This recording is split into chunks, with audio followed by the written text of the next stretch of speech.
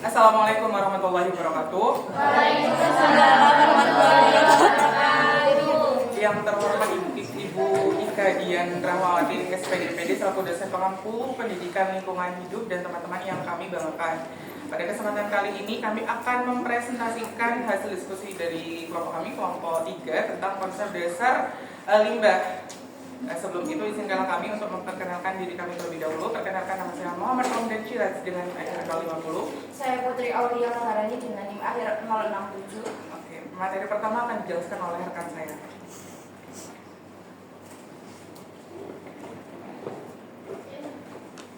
Baik, untuk materi yang pertama yaitu mengenai pengertian limbah menurut para ahli dan regulasi yang berlaku di Indonesia. Di sini limbah adalah suatu sisa atau buangan dari proses produksi baik yang berasal dari kegiatan alam, industri maupun rumah tangga yang mana itu tidak lagi digunakan jika tidak dikelola dengan baik dan dapat menimbulkan pencemaran lingkungan serta masalah kesehatan bagi masyarakat. Kemudian juga ada menurut beberapa ahli ada Susilo Warno, Hieronymus Budi Santoso, Daniel Aokun, dan George Ponggis dengan pendapat mereka masing-masing. Nah, secara kesimpulan, limbah itu adalah suatu sisa atau buangan dari suatu kegiatan atau proses produksi yang mana pengelolaannya itu membutuhkan pengelolaan yang khusus.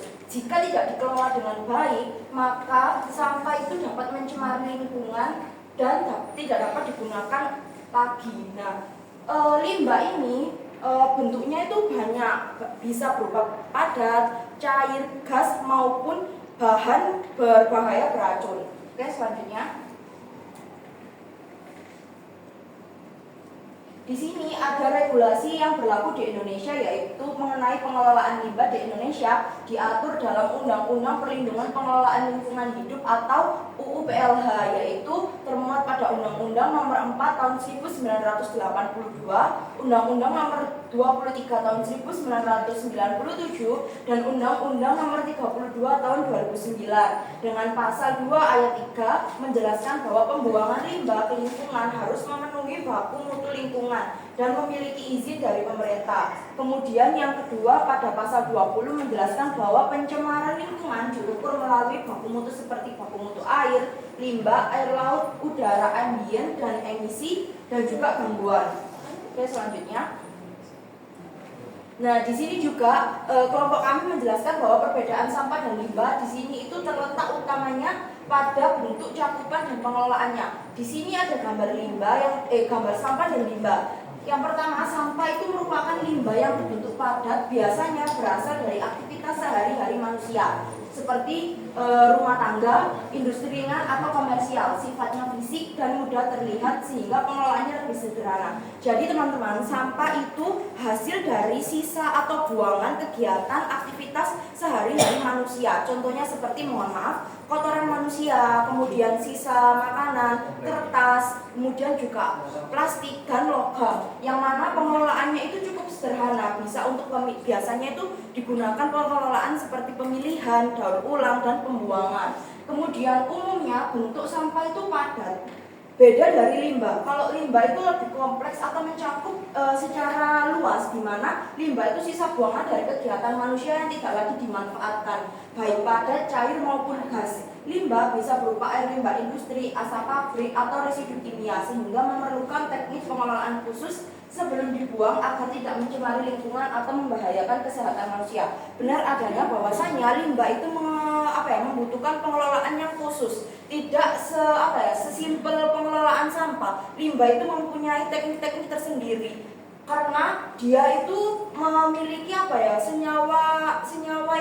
senyawa atau zat-zat berbahaya. Contohnya seperti asap pabrik itu sangat berbahaya sekali kalau tidak dikelola dengan baik, maka akan menimbulkan pencemaran. Dan bentuk limbah itu banyak, bisa padat, cair maupun gas, dan juga bahan berbahaya beracun. Jadi kesimpulannya dari perbedaan antara sampah dan limbah, kalau sampah itu sudah pasti limbah, tapi kalau limbah itu belum tentu sampah. Next.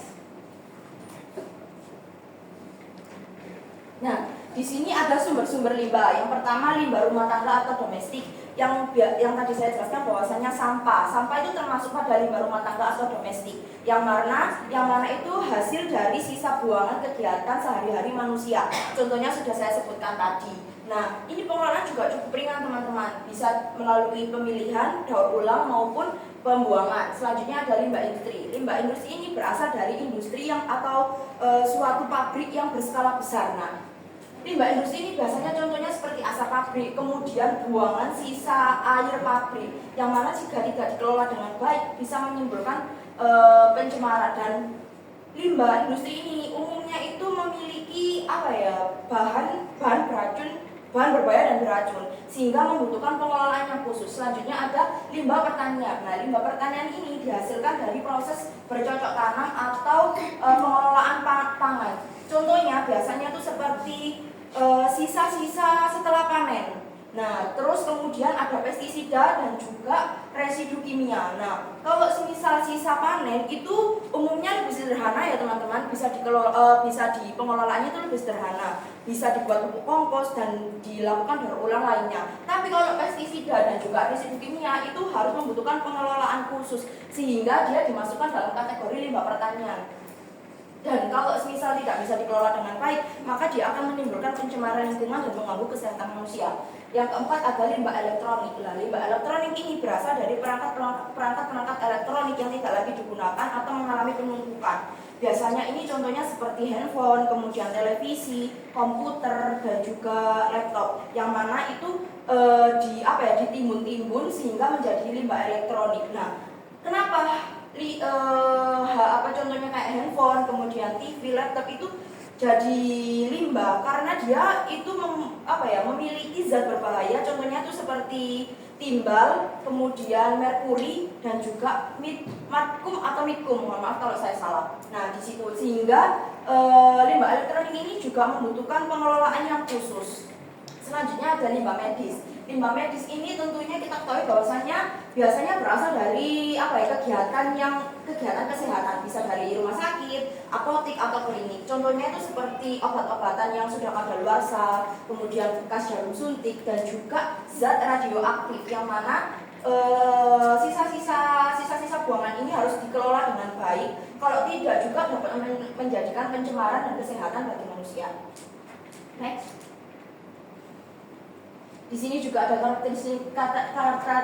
karakteristik limbah dibagi menjadi 3, yaitu fisik, kimia, dan biologis. Yang pertama secara fisik. Nah, limbah fisik pada umumnya itu terlihat dan bentuknya itu nyata. Nah, limbah secara fisik dibagi menjadi 2. Yang pertama limbah cair, limbah padat. Limbah cair itu memiliki karakteristik warnanya itu umumnya keruh, baunya menyengat, tingkat keruhnya itu sangat tinggi, suhu kadang lebih tinggi dari lingkungan, mengandung padatan tersuspensi atau terlarut, serta minyak dan lemak. Nah, biasanya ini limbah cair dihasilkan dari pembuangan pabrik. Kan pernah kita lihat di sungai-sungai, atau kasus nyata yang pernah terjadi sebelumnya itu di sungai di Surabaya itu mengalami pencemaran, yang mana itu ada busa yang menumpuk sangat banyak. Nah, itu termasuk pada limbah cair hasil pabrik yang dibuang sembarangan. Kemudian minyak dan lemak itu kalau semisal di air itu pasti akan padat dan tidak bisa terurai. Kemudian yang kedua adalah limbah padat. Nah, limbah padat itu umumnya berbentuk nyata, sulit terurai, dan dapat menumpuk jika tidak dikelola dengan baik. Contohnya seperti plastik, kaleng, kaca, serta kertas sisa material bangunan. Kemudian yang kedua secara kimia. Nah, secara kimia limbah itu mengandung zat atau senyawa kimia berbahaya dan dapat merusak lingkungan kesehatan. Limbah ini berasal dari industri, pertanian, laboratorium, rumah tangga, maupun fasilitas kesehatan atau medis. Selanjutnya ada secara biologis. Nah, biologis ini berasal dari makhluk hidup atau mengandung mikroorganisme yang berpotensi menyebabkan infeksi. Limbah ini umumnya dihasilkan dari kegiatan medis, laboratorium, rumah sakit, atau peternakan. Next. Dilanjutkan oleh rekan saya. Oke, selanjutnya terdapat jenis-jenis limbah. Di sini ada banyak. Kita mulai dari yang limbah padat dulu. Sesuai dengan namanya, limbah padat berarti adalah sisa dari hasil kegiatan manusia ataupun industri yang dia berwujud padat. Contohnya apa? Contohnya kaca dan logam. Tapi limbah padat ini juga dibagi menjadi beberapa kelompok. Oke, limbah padat tadi itu juga disebut dengan apa? Dengan sampah gitu kan. Makanya di limbah padat ini kita bisa menyebutnya juga dengan sampah. Di limbah padat ini dibagi menjadi 6 kelompok, teman-teman. Jadi yang pertama ada sampah organik. Sampah organik ini biasanya semi basah, dan dia mengandung rantai hidrokarbon atau hidrogen dan karbon, sehingga dia bisa diuraikan secara sempurna oleh mikroorganisme. Contohnya apa? Contohnya sisa makanan, sayuran, dan kulit buah. Kemudian yang kedua ada sampah anorganik. Sampah anorganik ini cenderung kering. Contohnya kertas, plastik, kaca, dan logam, dan dia tidak bisa diuraikan oleh mikroorganisme. Kemudian sampah abu atau ash. Sampah abu ini dia bisa terjadi karena adanya hasil pembakaran. Nah, pembakaran itu akan menghasilkan partikel-partikel abu ataupun partikel-partikel padatan lainnya yang dia juga tidak bisa diuraikan oleh mikroorganisme. Kemudian sampah bangkai hewan. Sampah bangkai hewan ini contohnya adalah ya tikus mati, ternak mati, pokoknya jasad-jasad hewan itu juga termasuk pada sampah bangkai hewan. Kemudian selanjutnya ada sampah sapuan jalan, berarti sampah yang dihasilkan oleh pembersihan jalan itu kan biasanya di Surabaya pagi-pagi itu kan pasti ada orang yang nyapu jalanan, dan itu ada daun-daun kering, ada kertas, ada botol minuman, itulah termasuk dengan sampah sapuan jalan. Kemudian yang terakhir di sini ada sampah industri, berarti sampah ini sampah padat yang dihasilkan oleh industri, bergantung industrinya memproduksi apa, itu limbahnya akan dihasilkan oleh hasil produksi itu sendiri. Next. Kemudian yang kedua ada limbah cair. Sesuai namanya juga, limbah cair merupakan buangan berbentuk cair yang berasal dari aktivitas manusia ataupun industri. Nah, contohnya apa? Contohnya dari proses pembuatan tahu tempe, cairan yang mengandung besi, kebocoran minyak, dan lainnya. Nah, limbah cair ini nantinya lebih toksik lagi daripada limbah yang padat. Karena apa? Karena mereka akan bisa bercampur dengan tanah dan bercampur juga dengan lingkungan. Nah, si limbah cair ini juga dikelompokkan menjadi 4. Yang pertama, limbah cair domestik, berarti dia dihasilkan dari rumah tangga, dihasilkan oleh sekolah ataupun oleh perusahaan-perusahaan. Contohnya air cucian baju, air cucian piring, dan air tinja. Kemudian yang kedua adalah limbah cair industri, berarti dia dihasilkan oleh industri tapi dalam wujudnya yang cair. Contohnya dari industri tekstil, dia kan punya warnanya kan itu cair gitu kan awalnya sebelum dia memproduksinya. Kemudian yang ketiga itu ada rembesan dan luapan. Rembesan itu maksudnya air itu bisa masuk ke dalam saluran tanah dengan cara diserap oleh tanah itu sendiri. Itu kan merembes, dan nantinya jika dia masuk ke saluran pembuangan, dia akan mengkontaminasinya. Kalau luapan itu contohnya ya lu Lapindo. Itu kan cair, itu cair dan meluap dari dalam bumi. Jika dia ke environment, dia ke lingkungan, dia akan mencemari lingkungan juga kan seperti itu. Kemudian yang terakhir itu air hujan. Air hujan yang turun, dia kan pasti akan menyapu segala sesuatu yang dilewatinya. Kalau banjir itu kan pasti akan banyak sampah yang juga ikut. Kita bisa lihat di telang, kalau banjir itu airnya tidak bening, coklat, cenderung keruh dan bau. Itu adalah limbah cair juga.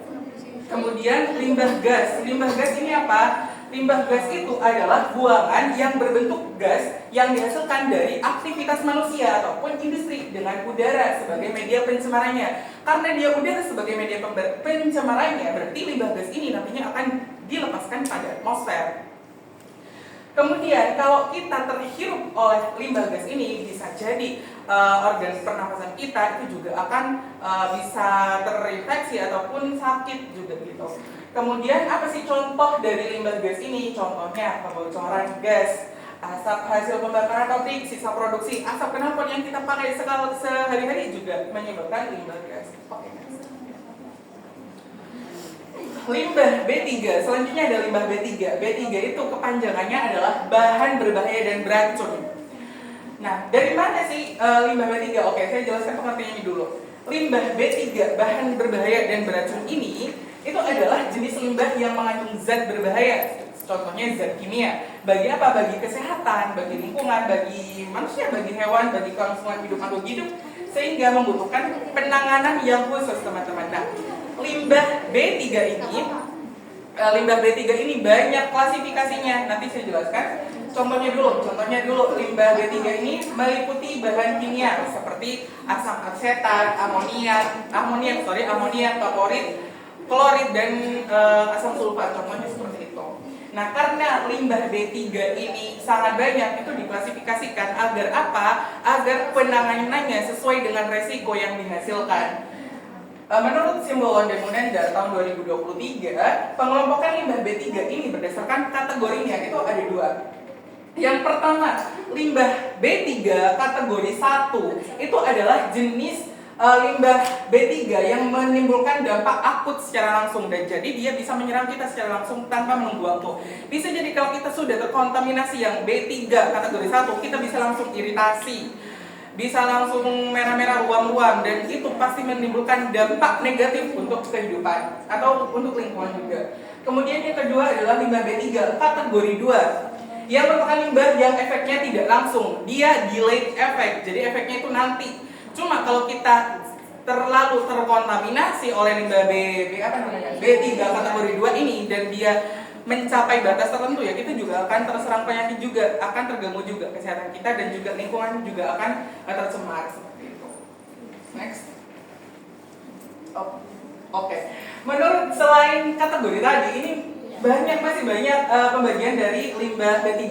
Ini berdasarkan klasifikasi, berdasarkan sumbernya itu ada 3. Berdasarkan sumbernya ada 3. Yang pertama, limbah B3 dari sumber yang spesifik, yaitu adalah limbah yang dihasilkan langsung dari kegiatan ataupun proses utama. Jadi maksudnya dalam industri itu bisa langsung dalam proses produksinya dia memerlukan B3.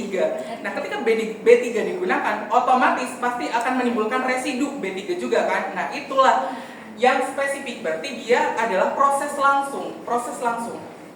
Kemudian yang kedua adalah B3 dari sumber yang tidak spesifik, yaitu limbah yang tidak berasal dari proses utamanya, tidak berasal dari proses industrinya tadi, proses produksi industrinya tadi, melainkan dari kegiatan pendukung. Contohnya apa? Contohnya pemeliharaan alat-alat, dia bisa menggunakan bahan-bahan yang mengandung B3 juga, ataupun kemasan-kemasan yang juga terkontaminasi oleh B3, itu adalah kegiatan pendukungnya. Kemudian yang ketiga, limbah B3 dari B3 kadaluarsa, tumpahan atau memenuhi atau tidak memenuhi spesifikasi produk dan bekas kemasan B3. Jadi yang ketiga ini adalah B3 yang sudah tidak layak pakai karena sudah kadaluarsa dan juga tidak memenuhi spesifikasi. Tapi meskipun sudah tidak layak pakai, dia tetap beracun dan berbahaya gitu. Kemudian berdasarkan sifat-sifatnya dia dibedakan menjadi 5 di sini. Yang pertama, limbah B3 yang mudah meledak. Dia punya titik panas dan titik tekanan yang sangat tinggi. Jadi kalau dia terpercik api, tersulut api, dia mudah untuk eksplosif atau untuk meledak. Kemudian yang kedua, limbah yang mudah terbakar. Limbah yang mudah terbakar ini juga memiliki batas panas yang yang tinggi juga, sehingga kalau dia kena sulut api, dia bisa memercikkan percikan-percikan api. Kemudian yang ketiga adalah limbah reaktif tadi. Limbah reaktif itu adalah limbah yang mudah bereaksi dengan oksigen. Dan ketika kita terkena bahan-bahan reaktif ini, kita bisa mendapatkan resikonya juga. Kemudian yang keempat ada limbah beracun. Limbah beracun ini seperti namanya berarti beracun. Kalau kita terkena dan menghirup ataupun termakan limbah beracun ini, ya pasti kita akan mengalami dampak-dampak yang negatif yang tidak kita inginkan. Kemudian yang terakhir di sini berdasarkan sifatnya ada limbah korosif. Limbah korosif ini yang bagaimana? Dia kalau terkena kulit kita bisa iritasi. Korosif ini juga bersifat untuk mengaratkan besi. Dia kalau kena korosif besi itu bisa berkarat. Next. Oke, lanjut ke limbah organik dan anorganik. Di sini adalah limbah organik, di sini anorganik. Kita bahas yang organik terlebih dahulu.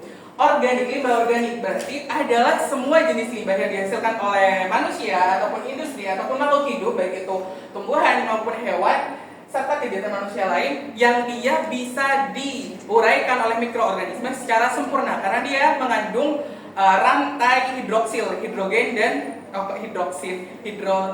hidrokarbon namanya, rantai hidrokarbon, yaitu hidrogen dan karbon. Jadi karena sifatnya ini dia bisa teruraikan secara sempurna oleh mikroorganisme.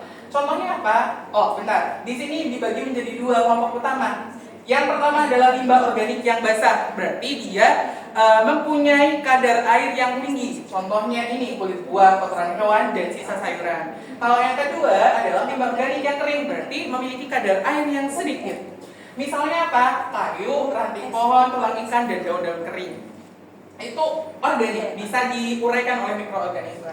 Kalau anorganik itu adalah jenis limbah yang tidak memiliki senyawa yang tidak memiliki unsur hidrokarbon dan dia senyawanya anorganik. Jadi karena sifat ini dia tidak bisa terurai sempurna oleh mikroorganisme dan harus melalui proses yang namanya daur ulang. Salah satunya daur ulang.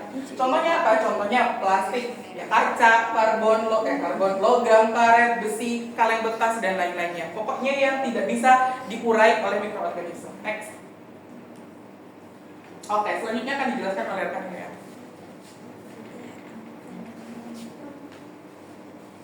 Baik, di sini tuh ada dampak limbah terhadap lingkungan. Nah, jadi tadi kan limbah itu membutuhkan pengelolaan yang khusus ya teman-teman. Nah, kalau misal tidak dikelola dengan baik dan pengelolaannya itu salah, tidak memenuhi baku mutu, maka yang terjadi yaitu pencemaran lingkungan. Nah, di sini pencemaran lingkungan itu dibagi menjadi tiga.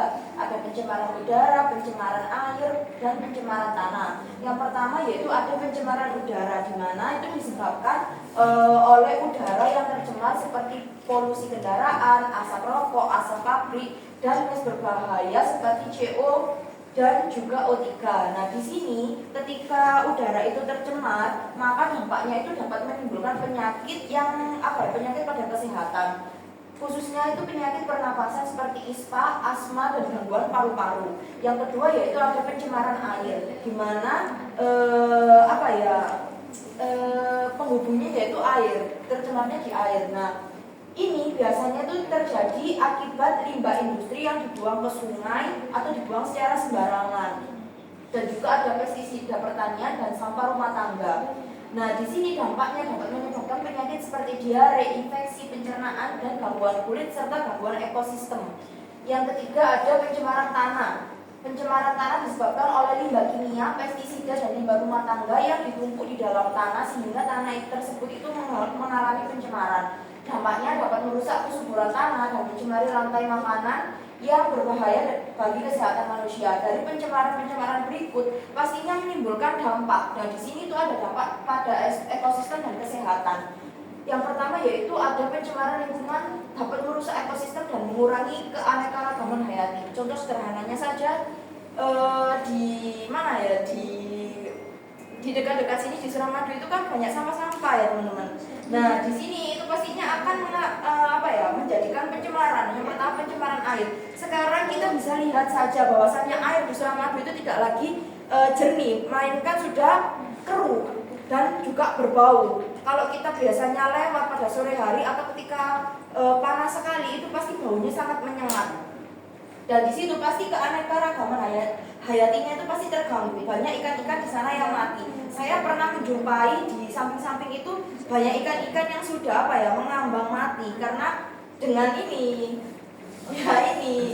pencemaran lingkungan, membuang sampah ke laut atau sungai. Nah, di sini juga selain pada ekosistem itu juga mengganggu kesehatan pada manusia atau masyarakat.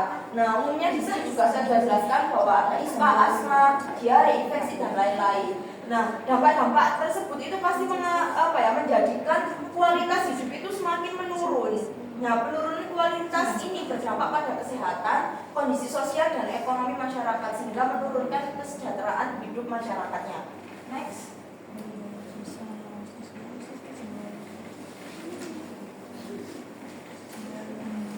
Oke, selanjutnya terdapat pengelolaan limbah. Ini juga ada banyak, kita mulai dari satu-satu aja dulu. Yang pertama adalah prinsip 3R. Pasti sudah tidak asing, udah dari SD sampai sekarang kita udah dikenalkan dengan prinsip 3R.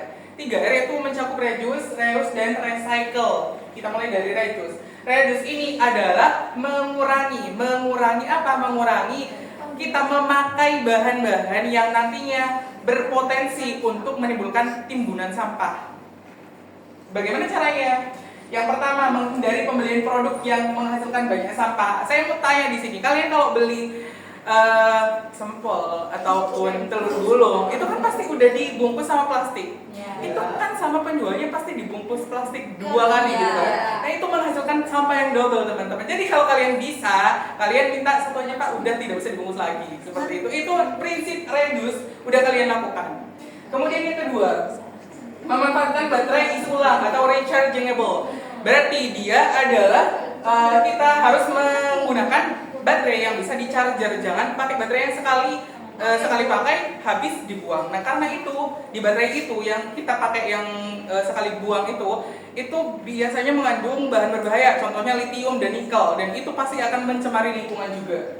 Kemudian yang ketiga, membawa tas belanja sendiri ketika berbelanja. Seperti kalian mau ke Indomaret, ke pasar, ke tempat-tempat swalayan, kalian bawa tas sendiri. Kalau bisa tas itu ya, tas apa? Tas kain, jangan juga tas kresek. Itu reduce. Kemudian yang kedua adalah reuse. Reuse itu adalah penggunaan kembali. Berarti dia adalah menggunakan semua bahan-bahan yang kita punya digunakan kembali meskipun fungsi awalnya tidak seperti itu. Contohnya, mengolah potongan kain atau pakaian bekas menjadi lap atau keset. Itu kan awalnya itu kan baju atau pakaian. Nah, kita bisa gunakan kembali sebagai keset ataupun lap seperti itu. Kemudian yang kedua, menggunakan produk isi ulang atau refill. Contohnya memakai tumbler atau Tupperware. Kemudian yang ketiga, menyumbangkan makalah atau buku bekas untuk perpustakaan. Nah, ini sepertinya saya belum menemukan di Indonesia. Cuma saya pernah tahu di Swiss itu ada suatu tempat yang dia menyiapkan tempat, dan tempat itu adalah tempat di mana orang-orang menyumbangkan bahan-bahan yang sudah dia tidak pakai lagi tapi masih layak digunakan. Contohnya apa? Buku. Di sana juga ada yang menyumbangkan alat masak, televisi, juga ada perabotan rumah, tas branded, baju branded, itu juga banyak. Dan orang lain yang memang memerlukan ataupun butuh barang itu bisa mengambilnya secara cuma-cuma. Itu di Swiss ya, tapi saya tidak membayangkan kalau itu ada di Indonesia. Itu bakal diambil semuanya. Kemudian yang ketiga itu adalah recycle, adalah mendaur ulang. Berarti dia akan mengolah sampah bekas yang sudah tidak digunakan menjadi bahan-bahan baru yang bisa bermanfaat. Contohnya mengolah sampah plastik menjadi souvenir. Nah, ini ada di YouTube namanya di Travel, kalian cari sendiri. Itu biasanya mereka mengumpulkan tutup sampah, tutup botol minuman bekas, dan dia mengolahnya menjadi keychain. Keychain itu apa? Gantungan kunci. Di Travel namanya kalau kalian mau cari. Kemudian yang kedua, memanfaatkan sampah kertas menjadi lukisan atau mainan. Kan bisa dengan membuat kertas yang awalnya udah tidak digunakan menjadi bubur kertas dan dijadikan miniatur ataupun lukisan. Next. Kemudian ada konsep 5R. Bedanya apa dengan 3R tadi? Bedanya yang depan sama yang belakang. Konsep 5R ini digunakan untuk apa? Menyongsong gaya hidup zero waste. Zero waste namanya. Zero itu nol, waste itu pembuangan. Jadi minimal pembuangan, nol pembuangan, tidak ada pembuangan sama sekali. Itu zero waste, gaya hidup zero waste. Kita mulai dari yang pertama adalah refuse. Refuse itu adalah menolak. Menolak apa? Menolak segala sesuatu barang yang nantinya akan menimbulkan timbunan sampah. Contohnya, menolak kantong plastik sekali pakai dengan membawa tas belanja sendiri. Itu contohnya, salah satunya. Kemudian yang kedua adalah reduce, sudah saya jelaskan sebelumnya. Reuse dan recycle juga sudah saya jelaskan sebelumnya. Kemudian yang terakhir ini adalah RAD. RAD ini artinya mengomposkan. Jadi sampah-sampah organik yang sudah ada di lingkungan kita itu bisa diolah lagi menjadi pupuk kompos, bisa menjadi pupuk organik yang tidak hanya mengurangi timbunan sampah, tapi dia juga bisa bermanfaat untuk lingkungan. Next. Kemudian ada pengolahan limbah organik. Ada dua, ada composting dan biogas. Kita mulai dari composting terlebih dahulu. Composting itu apa? Composting itu secara sederhananya adalah proses pembuatan pupuk kompos. yaitu proses alami penguraian bahan organik seperti sisa makanan, dedaunan, ataupun limbah organik lainnya menjadi pupuk kompos. Nah, kompos sendiri itu apa? Kompos itu adalah pupuk organik hasil pembusukan sisa makhluk hidup manusia, baik tanaman ataupun hewan ataupun dari limbah manusia itu juga bisa. Dan itu maksudnya limbah manusia yang dihasilkan oleh manusia, contohnya daun, bungkus, kulit hewan ataupun kulit buah, sayuran busuk ataupun apapun itu. Nah, selain untuk untuk mengurangi timbunan sampah, dia juga bisa bermanfaat untuk lingkungan. Apa saja bahan-bahan yang digunakan untuk composting ini? Yang pertama pastinya menggunakan bahan-bahan organik, jerami, sekam padi, pelepah pisang, sabut kelapa, kotoran ternak, urin ternak juga, sisa pakan, dan lain-lainnya. Pokok yang organik itu bisa dipakai untuk composting. Cara membuatnya bagaimana? Cara membuatnya kita harus menyediakan wadah dulu. Wadah, ya contohnya ember ataupun tong yang kita modifikasi buat lubang-lubang di situ. Kemudian kita masukkan ini bahan-bahan organik tadi ke dalam itu, disertai dengan larutan molase, air gula merah atau tetes tebu sebagai sumber energi untuk bakteri, dan bioaktivator EM4 atau MOL itu adalah bahan bakar, kita sebut bahan bakar untuk mikroorganisme itu bekerja, sehingga fermentasi itu bisa terjadi secara maksimal. Kemudian kalau kita sudah memasukkan ini, kita tutup dan kita taruh di tempat yang minim cahaya, tidak terkena panas matahari langsung.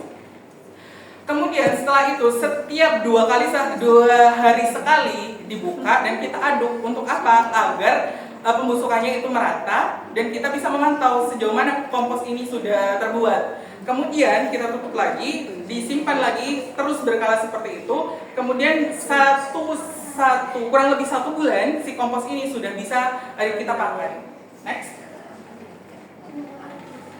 Oke, yang kedua adalah biogas.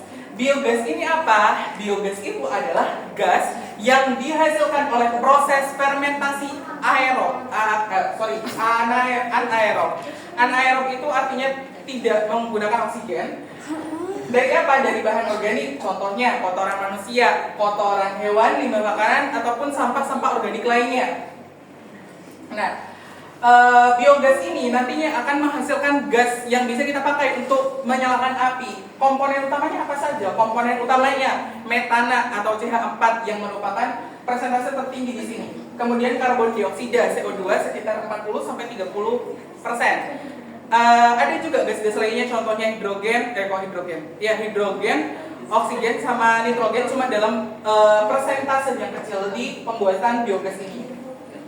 Ini kelebihan biogas, teman-teman. Jadi biogas itu tidak berwarna, tidak berbau, cepat menyala dan relatif aman dibandingkan LPG yang kita pakai, karena biogas ini kalau sudah bocor, kalau sudah lepas udara, dia cepat menguapnya gitu, sehingga minim resiko ledakannya. Kemudian bagaimana cara membuat biogas ini dari bahan organik? Yang pertama, penampungan bahan organik. Jadi harus disediakan yang namanya tempat yang tertutup yang kita sebut dengan digester. Nah, digester itu, di dalam digester kita harus memasukkan bahan-bahan organik tadi, kemudian ditutup. Kemudian akan terjadi yang namanya proses fermentasi, karena tidak melibatkan oksigen ataupun anaerob, mikroorganisme yang ada di dalam digester itu dapat melakukan fermentasi. Kemudian hasil fermentasi tadi itu akan menghasilkan yang namanya gas-gas. Jadi bayangkan ada sebuah tempat, di tempat itu ada bahan organik, kemudian difermentasi, pasti muncul gas. Gas-gas itu akan terperangkap di atas-atasnya digester, di atas-atas tutupnya ini akan terperangkap di sini. Si metana, si CO2 itu akan ada di sini. Kemudian sudah banyak nih gas-gasnya, itu akan dialirkan melalui proses pengaliran, melalui pipa-pipa yang nantinya akan disalurkan kepada rumah-rumah warga, yang nantinya akan bisa menghasilkan produk gas yang bisa dipakai untuk memasak ataupun yang selain memasak ya, kan tidak ada lagi fungsi api. Oke, selain digunakan sebagai biogas, pastinya di dalam digester itu ada endapan-endapan hasil pembusukan tadi. Nah, endapan-endapan ini bisa juga kita gunakan sebagai pupuk organik. Next. itu adalah pengolahan limbah organik tadi. Sekarang kita masuk pengolahan limbah yang anorganik. Yang pertama adalah daur ulang. Daur ulang seperti yang sudah saya nyatakan sebelumnya, bahwa daur ulang ini adalah proses mengolah kembali bahan-bahan yang sudah tidak digunakan menjadi bahan-bahan baru yang lebih bermanfaat. Kemudian menurut Hasibuan tahun 2023, proses daur ulang sampah itu umumnya dilakukan melalui beberapa tahapan. 5 tahapan di sini. Yang pertama, pengumpulan. Pengumpulan ini berarti kita mengumpulkan semua limbah yang bisa didaur ulang, umumnya anorganik. Yang organik kita singkirkan terlebih dahulu.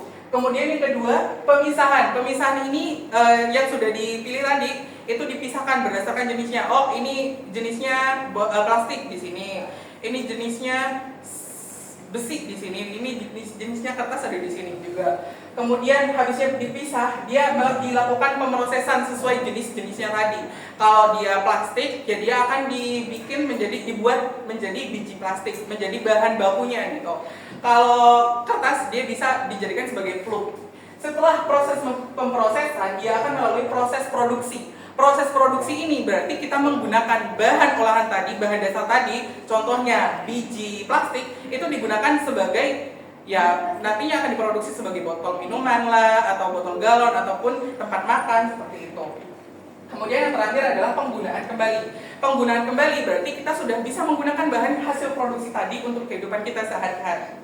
Itu untuk daur ulang. Kemudian ada bank sampah. Bank sampah ini apa?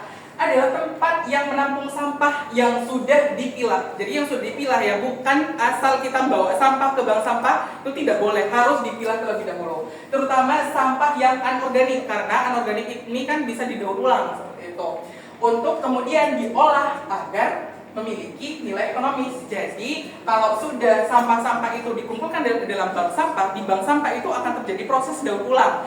Nah, si proses daur ulang ini kan tadi akan menghasilkan produk-produk baru, sehingga akan memiliki nilai-nilai ekonomis yang lebih menjanjikan. Kemudian bank sampah ini mekanismenya itu sama seperti bank, cuma yang disimpan itu bukan uang tapi sampah.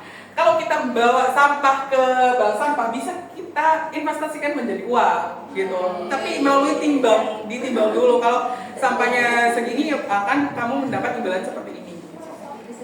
Lanjut.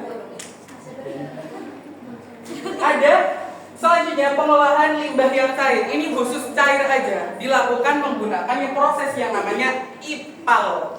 IPAL ini kepanjangannya apa? Instalasi Pengolahan Air Limbah.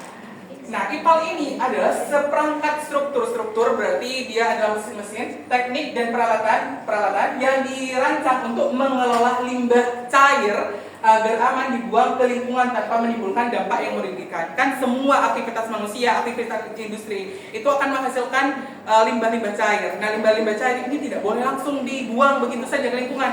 Harus diolah dulu, harus disterilkan dulu melalui IPAL ini, baru dia boleh dibuang atau bahkan bisa digunakan kembali. Nah, terdapat 2 bentuk utama dari IPAL ini. Yang pertama komunal, yang kedua mandiri.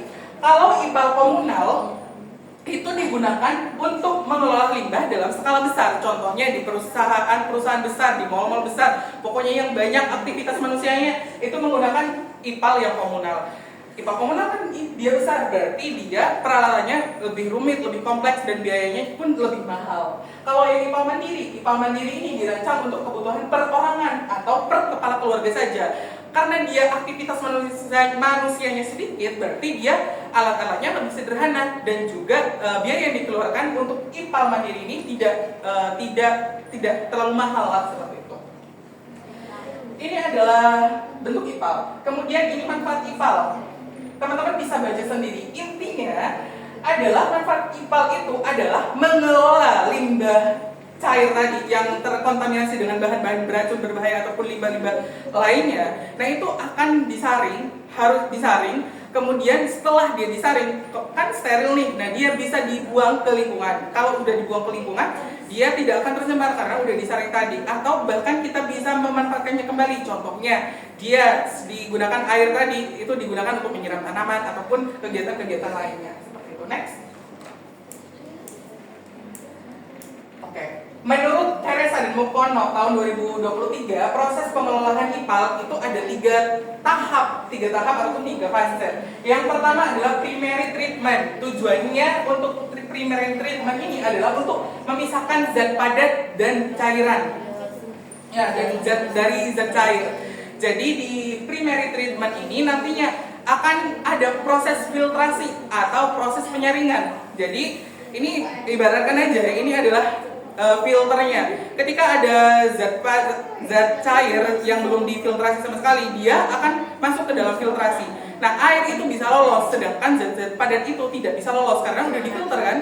Kemudian kalau sudah difilter, si air ini akan melalui tahap yang kedua, namanya secondary treatment. Secondary treatment ini berfokus pada penghilangan koloid. Nah, air yang sudah disaring di tahap pertama tadi itu tidak langsung serta-merta bersih. Itu masih ada koloid. Tahu koloid? Tahu. Apa? Koloid itu kalau kita bayangkan, koloid itu seperti kita masak agar-agar ataupun nutrijel. Kan agar-agar dan nutrijel itu bentuk awalnya itu bubuk. Itu bubuk kalau kita masukkan ke dalam air dan kita aduk, kita tidak bisa pisahkan itu yang mana yang air, yang mana yang bubuk. Nah, itu namanya koloid. Jadi adalah cair padatan ataupun partikel padat yang ketika dia masukkan ke dalam air tidak bisa dibedakan. Dia terlarut seperti itu. Nah, itulah koloid. Nah, cara menghilangkan koloid itu bagaimana? Melalui proses pengkoagulasian. Pengkoagulasian itu apa? Proses pengentalan dari koloid ini. Nah, kalau si koloid udah mengental, berarti dia bisa disaring dong, kemudian akan menghasilkan limbah cair yang lebih steril lagi. Kemudian masuk ke tahap yang terakhir adalah tertiary treatment. Bertujuan untuk menghilangkan nutrisi atau unsur hara yang berlebih. Nah, meskipun sudah melalui 2 tahap filtrasi tadi, dia harus diberikan tindakan untuk menghilangkan nutrisi ataupun unsur hara yang berlebih. Contohnya nitrat dan fosfat, karena kalau dia dibuang dia tetap akan mencemari lingkungan. Kalau sudah melewati tertiary treatment, biasanya dia akan juga diberikan kaporit. Kaporit ini berfungsi untuk apa? Berfungsi untuk menghilangkan mikroorganisme patogen yang masih berbahaya, sehingga benar-benar steril air yang nantinya dibuang melalui IPAL ini. Oke, next. Oke, ini adalah pengelolaan limbah yang terakhir, yaitu pengelolaan limbah B3. Nah, menurut peraturan pemerintah nomor 22 tahun 2021, pengelolaan limbah B3 ini adalah mencakup serangkaian, berarti banyak rangkaiannya, kegiatan mulai dari penguraian hingga nanti penimbunan. Kita bahas satu-satu. Pengurangan limbah B3. Pengurangan limbah B3 berarti dia adalah upaya ataupun cara yang dilakukan oleh penghasil limbah untuk menekan ataupun mengurangi jumlah bahan berbahaya yang mereka buang, yang mereka hasilkan. Nah, cara menguranginya bagaimana? Cara menguranginya ada di sini, ada 3. Yang pertama, substitusi bahan. Substitusi bahan ini apa? Mengganti bahan yang awalnya B3 menjadi bahan yang tidak B3. Maksudnya bahan-bahan yang tidak berbahaya. Itu namanya substitusi bahan. Kemudian yang kedua, modifikasi proses. Berarti dia prosesnya yang dimodifikasi. Maksudnya prosesnya itu yang misalnya awalnya di proses itu menghasilkan banyak sisa limbah B3, dimodifikasi lagi lah agar dalam proses itu tidak banyak menghasilkan atau bahkan tidak menghasilkan sama sekali limbah B3 ini. Kemudian yang ketiga adalah pemanfaatan teknologi yang ramah lingkungan. Itu adalah tahap yang pertama. Ada 7 tahap, teman-teman. Sabar. Yang kedua adalah penyimpanan limbah B3. Penyimpanan limbah B3 ini adalah penyimpanan sementara yang dilakukan dengan menempatkan limbah tersebut ke dalam TPS. TPS ini apa? Tempat penyimpanan atau tempat penimbunan sementara. Tapi sementaranya itu khusus limbah B3, jadi tidak bercampur dengan benda-benda yang lain. Limbah-limbah yang lain itu tidak bercampur, hanya B3 saja yang telah disediakan. Dan kalau disimpan itu dari pihak K3LH juga melakukan logbook itu maksudnya nanti akan didata B3 apa aja yang masuk, B3 apa aja yang keluar. Jadi sesudah logbook itu ada, nantinya akan dilaporkan kepada instansi terkait sekitar 3 bulan sekali itu akan dilaporkan si logbook tadi. Next. Kemudian ada pengumpulan limbah B3. Jadi sebenarnya semua rangkaian dalam pengelolaan limbah B3 ini itu dilakukan oleh pihak ataupun instansi ataupun manusia yang menghasilkan B3, itu kewajiban mereka. Tapi jika mereka tidak bisa melakukannya secara mandiri, dia bisa menggunakan pihak ketiga untuk melakukannya. Nah ini kita akan masuk ke pengumpulan limbah ini. Pengumpul limbah B3 itu diperbolehkan untuk menyimpan limbah yang dikumpulkannya selama maksimal 90 hari sebelum diserahkan kepada pihak berwenang.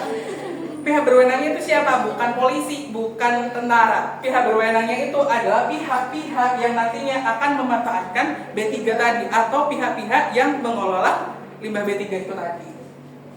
Kalau misalnya lebih dari 90 hari bagaimana? Itu akan ada regulasi-regulasi tertentu untuk itu. Kemudian yang keempat adalah pengangkutan limbah B3. Pengangkutan limbah B3 ini wajib dilakukan sesuai dengan ketentuan yang berlaku. Contohnya, kalau limbah B3 kategori 1 itu harus diangkut melalui alat angkut yang dia tertutup. Kalau limbah kategori 1, limbah B3 kategori 1. Kalau limbah B3 kategori 2, dia bisa diangkut menggunakan alat angkut ataupun transportasi yang terbuka bisa. Nah, proses pengangkutan limbah B3 sendiri itu ada dua. Yang pertama pengangkutan intern. Maksudnya dia B3-nya ini dihasilkan dari sumber, kemudian dia langsung disalurkan ke TPS ataupun TPA di dalam satu area perusahaan. Kalau yang kedua, pengangkutan transporter, itu adalah limbah-limbah B3 yang sudah ada di TPS selama waktu-waktu tertentu, kemudian dia akan disalurkan kepada pengumpul limbah, kepada pengelola limbah, kepada pemanfaat limbah. Itu bedanya si kedua pengangkutan ini. Next. Selanjutnya ada pemanfaatan limbah B3. Nah, limbah B3 ini juga dapat dimanfaatkan, cuma ada cara-cara tertentunya. Sebagai apa? Sebagai substitusi bahan baku, berarti sebagai pengganti bahan baku, sebagai bahan baku langsung, serta pemanfaatan sesuai dengan perkembangan ilmu pengetahuan teknologi. Itu cara untuk memanfaatkan limbah B3. Kemudian yang keenam adalah pengelolaan limbah B3, yaitu adalah proses yang bertujuan untuk mengurangi atau bahkan menghilangkan sifat zat berbahaya itu dari suatu bahan yang ada di dalamnya. Melalui proses apa saja? Ada 3 di sini. Yang pertama proses termal. Proses termal ini melibatkan pemanasan, di mana dia kandungan emisi yang dihasilkan harus 99,99% harus aman. Kemudian yang kedua adalah proses stabilisasi dan solidifikasi. Kan ada limbah B3 yang tidak stabil, yang reaktif tadi. Nah, itu harus distabilkan terlebih dahulu sebelum nantinya ditimbun atau diolah. Kemudian ada proses solidifikasi. Berarti kan ada limbah yang berbentuk cair, ada limbah yang berbentuk gas. Nah, dia harus disolidkan terlebih dahulu agar proses selanjutnya itu lebih mudah dilakukan. Kemudian ada metode lain yang itu disesuaikan dengan perkembangan ilmu pengetahuan dan teknologi yang sudah ada. Next. Ini adalah tahap terakhir dari pengelolaan limbah B3, yaitu penimbunan limbah B3. Yaitu kegiatan untuk menempatkan limbah B3 tadi pada fasilitas khusus. Dengan tujuannya apa? Tujuannya agar tidak menimbulkan ancaman ataupun dampak negatif kepada kesehatan manusia ataupun kepada lingkungan. Nah, bagaimana cara menimbunnya? Di mana saja kita bisa menimbun limbah B3? Nah, di sini. Di tempat penimbunan akhir, di sumur injeksi. Tahu sumur injeksi? Sumur injeksi itu adalah sumur yang kita tidak mengambil sesuatu di dalamnya, tapi kita malah memasukkan sesuatu ke dalamnya. Itu adalah sumur injeksi. Penempatan kembali di area bekas tambang yang sudah tidak digunakan itu bisa dimasukkan sebagai fasilitas penumpukan limbah B3 ataupun bendungan penampung limbah dari tambang. Itu juga bisa dimasukkan sebagai fasilitas untuk menimbun dari limbah B3 itu tadi. Kemudian apakah ada syarat sebuah lokasi itu bisa dijadikan tempat penimbunan dari limbah B3? Ada banyak. Yang pertama adalah berada di area bebas banjir. Kalau areanya itu adalah area banjir, dia akan limbah-limbah tadi kalau udah terendam banjir, kan akhirnya itu bisa membawa semua limbah-limbah B3 tadi, sehingga dia akan memasuki perkampungan ataupun perumahan yang nantinya bisa akan mencemari tempat-tempat itu juga. Kemudian yang kedua, memiliki tanah dengan permeabilitas rendah. tahu permeabilitas itu apa? Tidak. Permeabilitas, ya Allah tidak tahu semua. Permeabilitas itu adalah tingkat tanah itu bisa menyaring air atau tidak, bisa menahan air atau tidak. Dia memiliki tanah dengan permeabilitas rendah. Jadi ada B3 dan dia itu harus bisa ditahan. Tanahnya itu harus bisa menahan limbah ini. Tidak boleh dia merembes gitu. Agar tidak menyebar kemana-mana si limbah B3 itu tadi. Kemudian terletak di kawasan yang secara geologis stabil, berarti tidak kemungkinan terjadi longsor ataupun hal-hal lain, dan tidak rawan bencana. Ini yang saya sebutkan tadi, serta berada di luar kawasan lindung, bukan tidak ada di luar kawasan lindung atau tempat untuk penangkaran. Itu tidak diperbolehkan untuk menimbun B3. Kemudian tidak boleh berada di daerah resapan air tanah. Karena apa? Karena bisa mencemari, terutama yang dijadikan sebagai sumber air minum. Oke, next. Oke, selanjutnya akan dijelaskan oleh rekan saya.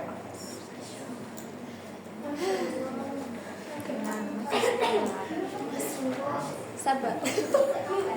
Oke teman-teman, di sini itu ada kebijakan dan regulasi pengelolaan limbah. Nah, regulasi pengelolaan limbah atau kebijakan nasional itu pada dasarnya didasari pada Undang-Undang Dasar tahun 1945 pasal 33 ayat 3 yang mana itu menjelaskan bahwasanya sumber daya alam itu harus dimanfaatkan sebesar-besarnya untuk kepentingan masyarakatnya.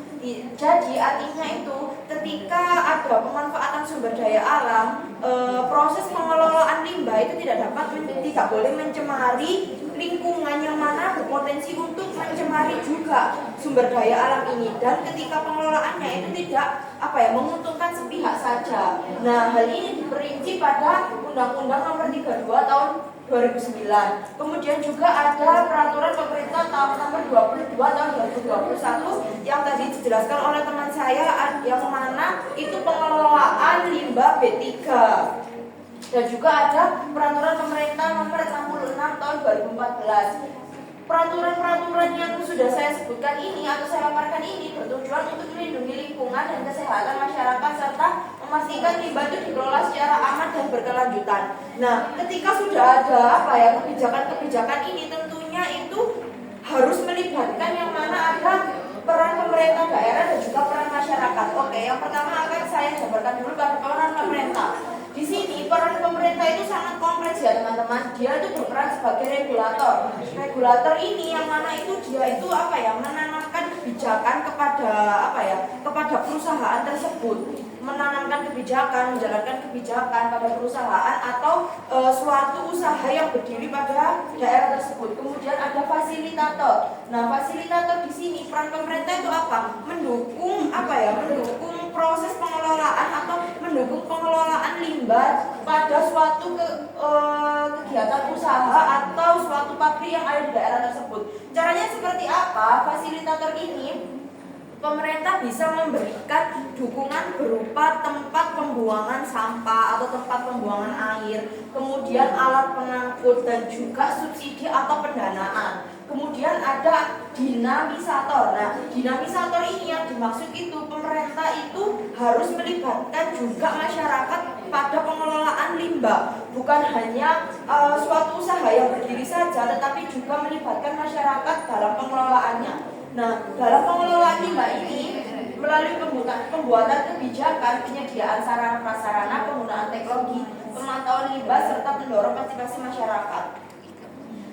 Tadi kan ada dinamisator yang mana melibatkan peran masyarakat. Di sini itu ada peran masyarakat dan dunia pendidikan. Jadi masyarakat itu diharapkan dapat terlibat aktif dalam pengelolaan limbah. Bukan hanya suatu badan tertentu untuk pengelola saja, tetapi juga masyarakatnya harus juga terlibat. Kemudian ada dunia pendidikan. Nah, dunia pendidikan ini memberikan pendidikan lingkungan yang mana untuk meningkatkan kesadaran masyarakat, gunanya untuk membuang sampah pada tempatnya, kemudian memilah-milah sampah atau yang tadi sudah dijelaskan oleh teman saya 3R, kemudian juga melakukan daur ulang sehingga pengelolaan limbah ini lebih efektif dan lingkungan itu tetap bersih atau tidak tercemar. Nah, dari peran-peran tersebut pastinya ketika mengalami pastinya adalah suatu pelanggaran yang tercipta. Nah, ketika pelanggaran tercipta, maka ada sanksi-sanksi pelanggaran limbah. Mbak. Yang pertama itu pelanggaran pengelolaan limbah dapat dikenai sanksi administratif, yang mana suatu badan usaha atau suatu pabrik yang melakukan pelanggaran itu akan mengalami teguran. Jika pelanggaran itu ringan, akan mengalami teguran dan izin dicabutnya izin berusaha. Kemudian ada pidana. Nah, pidana ini tentunya adalah suatu tuntutan atau tindak pidana yang mana ini bisa ketika mengalami pelanggaran, badan usaha tersebut bisa dipenjarakan atau dituntut penjara. Kemudian ada perdata. Nah, perdata yang dimaksud ini teman-teman itu ketika badan usaha itu mengalami pelanggaran atau dalam pengelolaannya itu tidak baik, maka diminta untuk ganti rugi. Nah, ganti rugi ini kenapa disuruh ganti rugi? Karena ganti rugi yang dimaksud adalah kerugian atas pencemaran yang dilakukan. Next.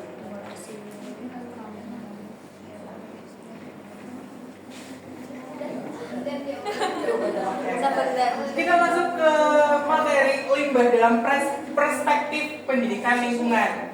Yang pertama adalah tentang integrasi materi limbah dalam kurikulum sekolah.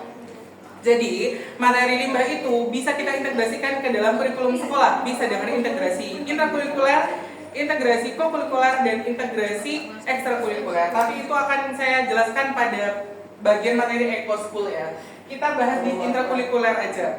Di intrakurikuler itu kita bisa mengintegrasikan bisa mengintegrasikan materi tentang limbah ini kepada materi-materi yang sudah ada. Contohnya mata pelajaran IPAS kita bisa sisipkan dengan materi limbah. Jadi siswa itu bisa tahu bagaimana cara mendaur ulang, bisa tahu bagaimana dampak jika sampah tidak dilakukan tindakan seperti itu. Kemudian selain IPA dan juga prakarya, kita bisa sisipkan juga materi limbah tadi kepada materi di PKN dengan fokus pada isu-isu lingkungan yang memiliki pemahaman, sikap, dan tindakan yang lebih positif terhadap lingkungan. Kemudian dalam proses integrasi materi ini kepada kurikulum sekolah, peran guru sangat penting dalam mengintegrasikannya, tapi dengan arahan yang diberikan kepala sekolah juga. Jadi kepala sekolah itu memberikan arahan, guru yang melakukannya untuk mengintegrasikan untuk mengintegrasikan materi limbah ini ke dalam kurikulum. Oke. Selanjutnya ada pendidikan karakter peduli lingkungan. Kita baca. Arif dalam harian di tahun 2023 menyatakan bahwa pendidikan memiliki keterkaitan erat dengan lingkungan layaknya makhluk hidup yang beradaptasi dengan lingkungannya. Selanjutnya, menurut Akwani dan Romdoni tahun 2001, pendidikan karakter merupakan proses pembelajaran yang membentuk cara berpikir, cara berperilaku khas individu dalam kehidupan bermasyarakat dan bernegara. Jadi, kita bisa simpulkan bahwa salah satu bentuk strategis untuk menanggulangi ancaman sampah itu adalah dengan menanamkan pendidikan karakter di dalam sekolah. Menanamkan pendidikan karakter sejak dini itu penting. Karena apa? Karena anak didik itu yang masih usia dini itu lebih peka, lebih aware, dan lebih careful dalam untuk urusan-urusan yang melibatkan sampah. Jadi kalau kita minta mereka untuk membuang sampah pada tempatnya, ya pasti mereka akan membuang sampah pada tempatnya. Implementasinya bagaimana untuk pendidikan karakter peduli lingkungan di sekolah dasar ini? Ada 5 yang saya temukan. Yang pertama adalah kegiatan pembiasaan rutin. Berarti dia adalah kebiasaan-kebiasaan yang selalu dilakukan di sekolah itu secara berkesinambungan. Contohnya jadwal piket, Jumat bersih, itu adalah yang pertama, pembiasaan rutin. Yang kedua adalah pembiasaan spontan. Ini terjadi tanpa adanya perencanaan terlebih dahulu. Contohnya, ada siswa yang membawa sampah sembarangan, kemudian dilihat oleh guru. Nah, guru itu kan pastinya akan menegur agar siswa itu membuang sampah kepada tempatnya. Nah, itu adalah proses yang spontan, terjadi secara spontan. Kemudian yang ketiga adalah keteladanan. Guru, kepala sekolah ataupun tas yang ada di sekolah itu harus memberikan keteladanan terkait sampah ini, peduli lingkungan ini kepada anak siswanya, kepada anak didiknya. Agar apa? Agar mereka juga bisa mencontoh. Contohnya membuang sampah pada tempatnya, juga mengambil sampah kalau ada sampah yang berceceran di jalan, seperti di jalan sekolah maksudnya.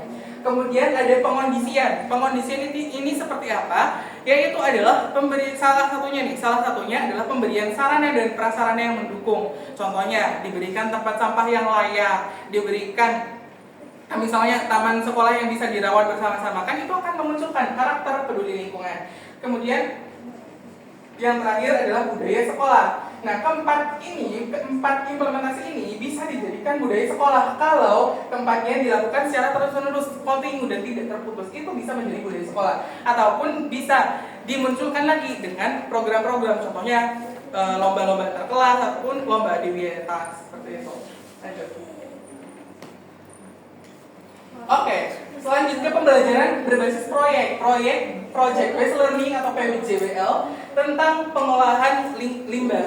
Seperti yang sudah kita ketahui semuanya, bahwa PJBL itu adalah model pembelajaran yang menempatkan siswa sebagai pelaku aktif dalam proses pembelajaran melalui proyek nyata yang relevan dengan kehidupan sehari-hari. Jadi siswa itu tidak hanya pasif mendengarkan ceramah-ceramah teori-teori yang diberikan oleh guru, tapi mereka juga aktif dalam melakukan kegiatan berpikir kritis, kreatif, juga bekerja sama dengan kelompok. Itu juga ada dalam proyek besar ini. Nah, ini adalah sintaks tahapan proses pembelajaran PJBL menurut Kemdikbud dalam Asuti tahun 2024. Yang pertama itu ada penentuan pertanyaan mendasar. Jadi guru itu memberikan pertanyaan-pertanyaan esensial. Kalau ini konteksnya adalah pengolahan limbah, contoh pertanyaannya seperti ini. Limbah adalah sesuatu yang dapat merusak lingkungan, dapat mencemari lingkungan. Nah, bagaimana cara kita bisa mengurangi limbah tersebut? Itu kan pertanyaan esensial. Kemudian yang kedua, menyusun perencanaan proyek. Kalau sudah siswa itu diajak berpikir untuk mencari solusi atas pertanyaan tadi, itu bisa siswa dapat merencanakan proyek-proyek apa yang relevan untuk menjawab pertanyaan dari guru itu tadi. Kemudian selanjutnya adalah menyusun jadwal. Menyusun jadwal contohnya menentukan alat dan bahan yang digunakan, kapan proyek itu dilakukan, seperti itu. Kemudian yang keempat, memantau siswa dan kemajuan proyek. Jadi guru itu dalam prosesnya nanti akan memantau seberapa efektif pekerjaan dari siswa itu. Apakah siswa memerlukan bantuan atau memerlukan sesuatu yang mereka tidak bisa, seperti itu. Kemudian yang kelima, penilaian hasil. Kalau proyeknya sudah selesai, dinilailah hasilnya. Apakah sudah relevan dengan tujuan pembelajaran yang digunakan dan apakah sudah relevan dengan sintaks-sintaks dari PJBL ini. Kemudian yang ketujuh adalah evaluasi pengalaman. Jadi siswanya nanti itu dievaluasi, direfleksikan juga apakah mereka senang dalam pembelajaran tersebut, apakah ada kekurangan dari pembelajaran tersebut yang nantinya bisa dijadikan bahan evaluasi untuk pembelajaran selanjutnya. Next. Oke, ini adalah praktek Eco School dan sekolah adiwiyata. Menurut Anderson dan Tillery tahun 2004, Gogh tahun 2016, dan UNESCO tahun 2017, dalam Maimunah dan kawan-kawan 2026, Eco School itu adalah pendekatan pendidikan lingkungan yang bertujuan membentuk perilaku ekologis melalui integrasi kurikulum, pembiasaan, penguatan partisipasi, serta kolaborasi komunitas. Jadi seluruh sivitas akademika di sini, di sekolah, itu harus ikut serta dalam lingkungan, dalam peduli lingkungan, dalam program peduli lingkungan. Nah, di sini ada 3 poin yang saya jabarkan di sini. Yang pertama adalah pendekatan whole school approach dengan menempatkan sekolah sebagai pusat perubahan perilaku lingkungan. Jadi di sini itu semua struktur, semua aspek yang ada di sekolah harus berhubungan dengan kehidupan yang berkelanjutan, lingkungan yang berkelanjutan. Contohnya dimulai dari kurikulum, metode pembelajarannya, fasilitasnya itu juga. Kemudian integrasi kurikulum menjadi pilar utama. Sebentar lagi saya jelaskan. Kemudian partisipasi kolektif warga sekolah merupakan pilar penting dalam penerapan Eco School. Seperti tadi, whole school approach. Jadi semua sivitas akademika juga bertindak dalam praktik Eco School ini. Next. Nah, ini adalah integrasi yang dapat dilakukan di Eco School melalui 3 pendekatan utama. Yang pertama integrasi kurikuler, kokurikuler, dan ekstrakurikuler. Kalau intrakurikuler, kita itu bisa menyisipkan materi-materi, nilai-nilai, dan contoh terkait lingkungan itu ke dalam kurikulum yang sedang berjalan. Jadi tidak membuat mata pelajaran baru, cuma kita menyisipkan materi-materi tentang limbah itu ke dalam materi-materi yang sudah ada, ke dalam pelajaran-pelajaran yang sudah ada. Itu untuk intrakurikuler. Kalau co-kurikuler itu berarti adalah program ataupun proyek yang dilakukan untuk memperdalam dan untuk lebih memahami apa sih yang dibahas di intrakurikuler ini. Contohnya proyek pengelolaan sampah, proyek penghematan energi dan air, dan proyek penghijauan sekolah. Itu untuk kurikuler. Kalau integrasi ekstrakurikuler itu adalah kegiatan-kegiatan di luar pendidikan formal, di mana dia akan menimbulkan ataupun membina minat dan bakat dari siswa untuk apa? Dalam praktek ekoskul untuk melindungi lingkungan. Contohnya apa? Contohnya kegiatan pecinta alam, pramuka ataupun green community. Next. Nah, ini Adiwiyata sekarang. Menurut Iswari dan Utomo dalam bukunya tahun 2017 halaman 36 dalam Setiawan 2021, program Adiwiyata ini adalah program komprehensif yang melibatkan seluruh warga sekolah serta masyarakat sekitarnya dalam pelaksanaannya. Tujuannya apa? Tujuannya adalah untuk membentuk warga sekolah yang bertanggung jawab terhadap lingkungan dan pengelolaan lingkungan hidup melalui tata kelola sekolah yang baik, sehingga mendukung terwujudnya pembangunan berkelanjutan. Ini hampir mirip dengan Ecoskul. Tapi kalau Ecoskul ini dilaksanakan di seluruh dunia, Adiwiyata ini hanya dilaksanakan di Indonesia saja, program Indonesia saja. Nah, kalau Ecoskul ini adalah program yang menjawab konferensi PBB dulu di daerah Brazil yang namanya Rio de Janeiro. Kemudian dalam program Adiwiyata terdapat 4 komponen utama. Yang pertama adalah kebijakan berwawasan lingkungan. Ini terkait dengan visi misi sekolah, terkait dengan segala apa kebijakan yang dilakukan oleh kepala sekolah untuk melakukan perbaikan pelindungan lingkungan di sekolah. Itu kebijakan berwawasan lingkungan. Pendanaan yang dikhususkan untuk lingkungan hidup juga dilakukan di kebijakan ini. Kemudian yang kedua adalah pelaksanaan dan pengembangan kurikulum berbasis lingkungan, yaitu tadi proses integrasi. Proses integrasi kurikulum tadi, proses integrasi kepada intrakurikuler, kokurikuler, dan ekstrakurikuler itu ada di perkembangan ini, yang kedua ini. Kemudian yang ketiga adalah kegiatan lingkungan yang berbasis partisipatif. Jadi semua warga sekolah, contohnya siswa, guru, dan kepala sekolah ataupun semua sivitas akademika itu berpartisipasi aktif dalam kegiatan Adiwiyata, tidak hanya condong satu orang saja. Kemudian yang keempat adalah pengelolaan sarana pendukung ramah lingkungan. Jadi harus diberadakan contohnya tempat sampah ataupun fasilitas pendukung lainnya yang nantinya juga akan mendukung program Adiwiyata. Next.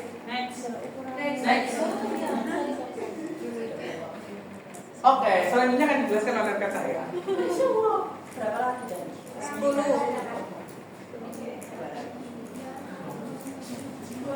Jadi teman-teman, ini materi terakhir presentasi saya. Nah, jadi isu aktual pengelolaan limbah atau permasalahan-permasalahan yang sering ada di lingkungan sekitar. Yang pertama yaitu krisis sampah plastik global. Pastinya krisis sampah plastik global ini sering kita lihat di televisi, contohnya di Bantar Gebang. Kemudian juga buat mahasiswa pastinya juga melihat ini di Peltim, itu juga termasuk krisis sampah plastik global, di mana itu tingginya penggunaan plastik sekali pakai dan pengelolaan sampahnya itu belum optimal sehingga menumpuknya sampah plastik tersebut. Nah, itu dinamakan sebagai krisis sampah plastik global. Kemudian itu penumpukan sampah plastik ini kan termasuk suatu benda itu yang sulit terurai. Kita pernah lihat ada di dalam tanah itu sisa-sisa plastik. Nah, itu yang dinamakan plastik itu sulit untuk terurai. Nah, di sini penumpukan plastik di tanah itu dampaknya dapat merusak ekosistem dan mengancam makhluk hidup. Selain itu juga krisis sampah global ini menjadikan pencemaran yang berkala atau pencemaran yang berkelanjutan turun-temurun gitu, tidak bisa cuman pada generasi ini saja, karena sampah yang di dalam tanah itu pastinya akan lama gitu loh untuk terurai. Selanjutnya itu dari penumpukan sampah global ini pastinya akan mengandung mikroplastik atau disebut partikel plastik yang berukuran sangat kecil. Nah, ukurannya ini kurang dari 5 mm. Dimana tadi saya jelaskan bahwasanya plastik itu sampah yang sulit untuk terurai. Mikroplastik ini ketika tidak dikelola dengan baik maka dapat masuk ke dalam rantai makanan dan menyebabkan pencemaran lainnya yang mana membahayakan organisme laut atau organisme pada wilayah tersebut dan berpotensi untuk menimbulkan gangguan kesehatan pada manusia. Kemudian ada limbah elektronik atau e-waste. Apa e-waste? Ya Allah itu. Nah, di sini itu termasuk sampah dari perangkat elektronik yang seperti saya jelaskan ada limbah elektronik. Nah, ini termasuk hal tersebut. Nah, saya sering menjumpai limbah elektronik yang menumpuk ini pada pasar-pasar loak yang ada di Surabaya. Nah, itu dia sangat menimbun barang-barang elektronik. Padahal barang-barang elektronik itu memiliki zat-zat yang berbahaya seperti timbal, nikel, kemudian juga merkuri. Nah, apabila tidak dikelola dengan baik maka juga akan mengalami gangguan-gangguan pada kesehatan dan juga lingkungan. Nah, tapi jika ada pengelolaan yang baik atau bisa dimanfaatkan kembali, itu tentunya akan meningkatkan nilai ekonomi dan juga proses daur ulang yang baik juga. Karena kalau misal ada handphone pernah lihat di TikTok itu, kalau handphone yang beli di pasar loak itu mati, kemudian dibenerin, dibawa ke konter atau dikelola dengan baik, maka dia akan hidup kembali. Nah, ketika dia bisa hidup kembali, maka nilai jualnya juga akan meningkat lagi. Nah, ini yang dimaksud bahwasanya limbah itu dapat meningkatkan nilai ekonomi. Next. Nah, dari permasalahan-permasalahan yang aktual tadi atau sering kita jumpai tadi itu ada yang namanya konsep circular ekonomi atau konsep ekonomi sekuler. Yang mana konsep-konsep ini tuh untuk menyadarkan masyarakat atau menyadarkan khalayak umum bahwasanya ada pendekatan pengelolaan sumber daya yang menekankan prinsip 5R yang sudah disebutkan oleh teman saya tadi. Nah, kenapa konsep-konsep ini perlu dibutuhkan untuk isu-isu yang terjadi itu? Karena untuk mengurangi limbah dan memaksimalkan pemanfaatan kembali sumber daya. Nah, di sini contohnya seperti penggunaan tumbler. Nah, penggunaan tumbler ini termasuk dalam konsep sirkular ekonomi karena tumbler itu kan bisa digunakan secara berlanjut, tidak hanya sekali pakai. Beda dengan botol aqua, botol mineral atau botol-botol plastik lainnya. Nah, juga ada sekarang itu maraknya penggunaan tin wall. Nah, sebenarnya tin wall itu teman-teman bisa digunakan untuk berkala tapi tidak efektif. Karena tin wall itu kan bentuknya itu tipis. Ketika dia mengalami kepanasan otomatis dia akan rusak. Nah, ketika rusak dia itu pastikan tidak akan kalian pakai lagi. Nah, nggak tahu kalau yang dipakai lagi, tapi setahu saya kalau rusak atau mengalami penyok atau kotor itu pasti akan kalian buang. Nah, itu kan termasuk juga penumpukan limbah, di mana tin wall itu kan umumnya berbentuk plastik. Sehingga kalau kalian buang, pastinya pecahan-pecahan tin wall itu akan menjadi tumpukan-tumpukan yang dapat mencemari lingkungan. Kemudian juga konsep circular ekonomi ini menghindari penggunaan styrofoam. Karena styrofoam itu bahaya sekali ketika dia itu tidak digunakan dengan baik atau ketika kalian buang itu tidak dapat terurai, dan ketika kalian bakar dia akan mengeluarkan semacam asap atau yang bentuknya itu hitam gitu. Nah, itu di dalam asap itu mengandung zat berbahaya, tapi belum saya telusuri zat berbahaya apa. Yang penting itu. Oke, next.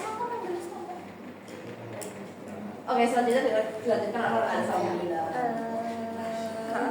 Oke, Rani semangat kan semuanya? Lemas. Harus ya, karena materi ini adalah materi yang luar biasa yang kita bisa ambil banyak pengetahuannya. Oke, selanjutnya ada peran calon guru dalam edukasi pengelolaan limbah. Yang pertama ini ada strategi pembelajaran kontekstual. Sebenarnya banyak pembelajaran kontekstual, tapi yang paling menonjol kalau membahas tentang kontekstual itu satu, pembelajaran kontekstual atau contextual teaching and learning atau CTL. yang merupakan model pembelajaran yang membantu guru untuk mengaitkan materi pelajaran dengan situasi nyata yang dialami siswa. Jadi tidak hanya siswa itu pasif, tapi juga bisa mengaitkan materi dengan kehidupan nyata, kehidupan yang relevan di kehidupan sehari-hari mereka. Nah, dalam strategi pembelajaran kontekstual itu terdapat 5 konsep utama yang penting. Yang pertama, relating. Relating ini berarti dia materinya relate ataupun sesuai dengan konteks kehidupannya. Yang kedua, experiencing, berarti pembelajarannya itu didapatkan dengan cara experience, pengalaman, dengan cara dia mengamati, dengan dia melakukan percobaan, ataupun dia dengan cara melakukan penelusuran. Itu experiencing. Kemudian kalau applying, berarti dia mengaplikasikan apa yang mereka dapatkan kepada konteks ataupun konsep-konsep yang baru. Kalau cooperating itu berarti dia melakukan kerjasama dengan lingkungannya. Contohnya dia bisa berbagi pengetahuan, berbagi keterampilan, ataupun sebaliknya mereka bisa bertanya ataupun bisa memberikan something lah gitu untuk orang lain. Kemudian yang terakhir adalah transferring. Transferring itu artinya dia bisa mengaitkan konsep-konsep yang lama itu dengan konsep-konsep yang baru saja dia temui, permasalahan baru yang dia hadapi. Jadi dia bisa belajar dari pengalaman yang sudah dia dapatkan. Itu transferring. Kemudian 7 komponen utama, ini ada 7. Sintaks dari CTL itu juga ada 7. Jadi saya satukan saja biar pembahasannya itu efektif. Yang pertama itu adalah konstruktivisme. Jadi di pembelajaran kontekstual itu adalah pembelajaran berdasarkan pengalaman-pengalaman pribadinya. Pengalaman pribadi dia akan kaitkan dengan pengalaman-pengalaman baru yang akan mereka belajar. Gitu. Iya benar. Kemudian yang kedua adalah kegiatan inquiry. Kegiatan inquiry ini adalah kegiatan pengamatan, kegiatan menelusuri, kegiatan untuk mendapatkan sesuatu dari kegiatan tadi, observasi tadi. Kemudian yang ketiga adalah questionings.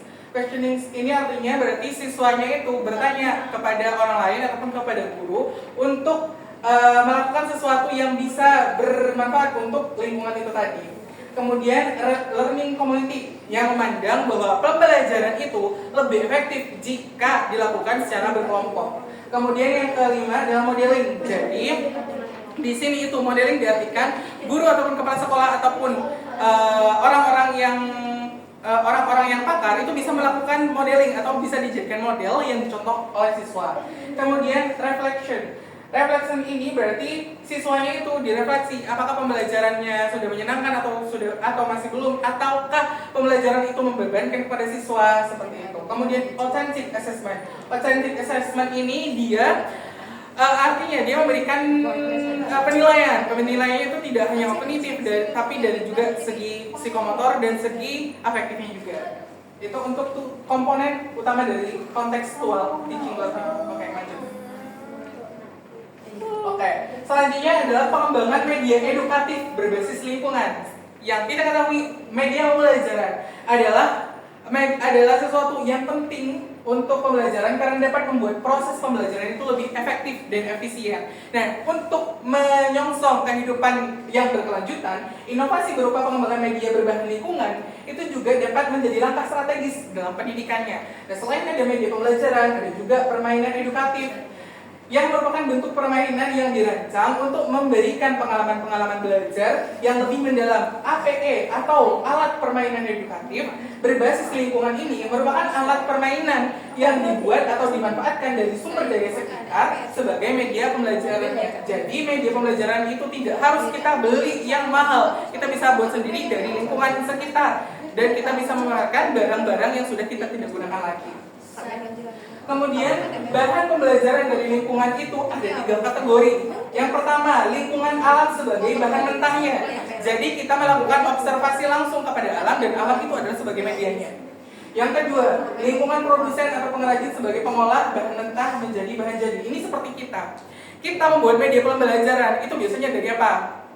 Dari kardus, dari styrofoam. Itu kan adalah bahan-bahan yang tidak terpakai dan kita olah lagi menjadi bahan jadi. Contohnya media pembelajaran ini. Kemudian yang ketiga, lingkungan masyarakat sebagai pengguna bahan jadi. Nah, ini yang membeli langsung, yang membeli jadinya. Next. Nah, ini adalah contoh media pembelajaran dan APE yang berbasis lingkungan. Ini yang pertama dan yang kedua adalah media tumbuhan dan media hewan. Jadi dia dilakukan langsunglah pengamatan keluar kelas untuk melihat tumbuhan dan hewan. Jadi siswanya itu bisa melihat ini loh akar, ini loh daun, ini loh bunga dan sebagainya. Kemudian media batu-batuan ini juga media langsung ya dengan lingkungan. Jadi kita bisa membawa batu ataupun siswa itu diajari keluar kelas untuk melihat jenis-jenis batuan, karakteristik batuan itu apa saja. Kemudian ini papan pintar perkalian. Namanya siapa yang pernah bikin kayak gini? Anil sepertinya pernah bikin seperti ini. Jadi ini merupakan gelas plastik yang sudah tidak terpakai. Kemudian ada sticknya, kemudian kita masukkan. Ya pokoknya seperti perkalian, pokoknya media perkalian lah. Gitu. Kemudian puzzle pecahan. Ada yang pernah buat?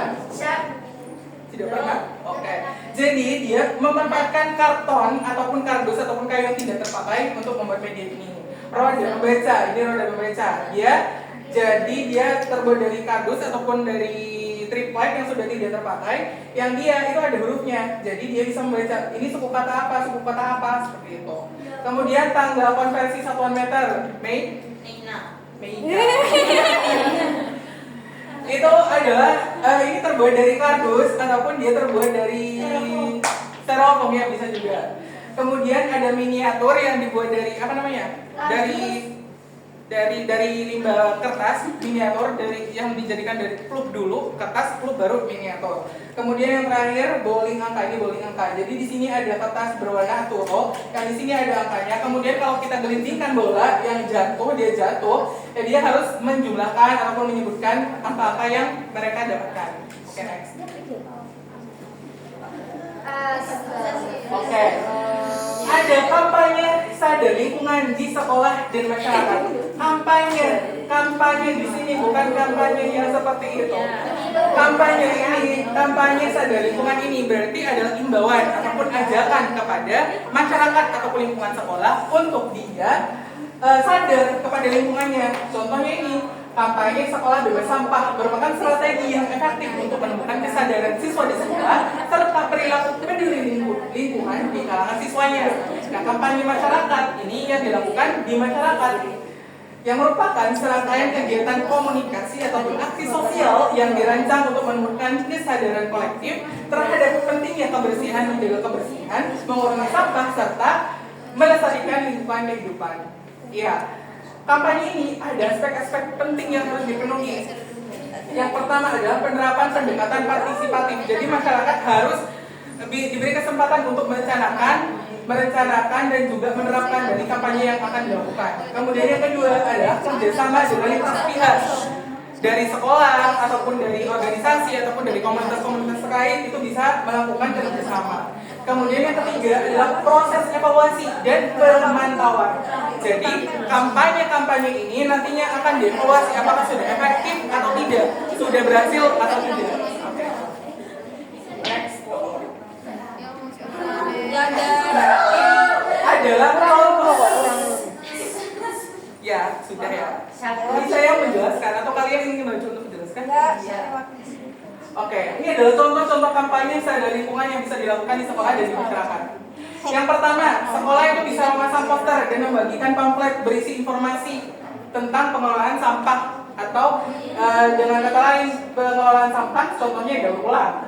Itu yang pertama. Yang kedua, menginformasikan kampanye yang dibagikan melalui akun media sosial sekolah ini juga bisa.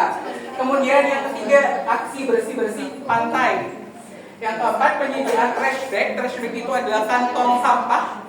Kemudian yang kelima, kegiatan mengganti kantong plastik dengan paper bag. Paper bag itu tas kertas untuk menggantikan kantong plastik untuk makanan yang take away atau dibawa pulang. Kemudian yang keenam adalah kampanye digital dengan memanfaatkan media sosial itu di lingkungan masyarakat. Kemudian yang ketujuh adalah aksi pembersihan lingkungan dan penanaman pohon, itu juga bisa dijadikan sebagai kampanye. Nah, ini adalah evaluasi dari penjelasan dari kita awal. Sejauh mana kalian bisa menangkap menangkap pembelajaran yang sudah kami jelaskan dari awal. Itu bisa kita lihat di sini. Nah, di Indonesia sendiri kita tahu bahwa peduli lingkungan di Indonesia itu masih sangat rendah. Karena itulah dibuatlah pelajaran PLH. Nah, dalam bentuk perilaku peduli lingkungan itu terdapat 3 unsur penting. Yang pertama institusional, strategi pendidikan, dan pengetahuan dan nilai. Yang ini itu adalah kewajiban dari pemerintah. Itu berkaitan dengan dukungan dari lembaga atau pemerintah berupa kebijakan, ketersediaan dana, ataupun fasilitas yang mendukung kegiatan pengelolaan lingkungan. Ini dari pemerintah. Kalau dari pendidikan itu ada di sini, 2 ini. Yang pertama strategi pendidikan yang mencakup kurikulumnya, metodenya, model yang digunakan di pembelajaran itu harus sesuai dengan prinsip-prinsip peduli lingkungan. Kemudian pengetahuan dan nilai berkaitan dengan pemahaman siswa mengenai lingkungan serta nilai-nilai yang mendorong terbentuknya sikap terhadap alam seperti itu. Kemudian ini adalah aspek-aspek yang perlu dievaluasi. Yang pertama sikap, yang kedua perilaku. Kalau sikap peduli lingkungan itu berarti ada pandangan ataupun kesadaran siswa ataupun kita terhadap lingkungan. Apakah kita sadar atau tidak terkait isu-isu lingkungan dan dampak-dampak pencemaran, itu adalah pandangannya. Kalau perilakunya itu adalah tindakan nyata yang dilakukan untuk keberlanjutan lingkungan seperti itu. Oke. Sudah.